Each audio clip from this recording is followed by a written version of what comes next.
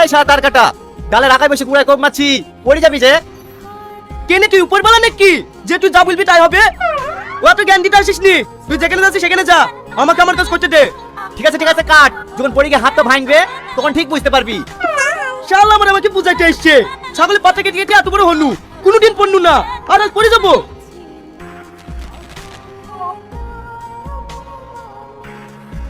রে ও বললো না আমি পড়ে কেন?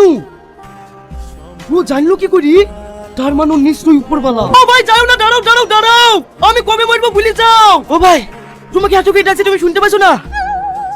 পড়ে গেছিলা, আমি জানতো তো তুমি পড়বা, মজাই লাগিছে।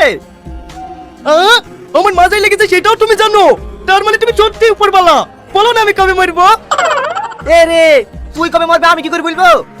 না না, তুমি আমার কাছে লুকানোর চেষ্টা করো না, তুমি সব জানো, বলো না আমি কবে মরবো?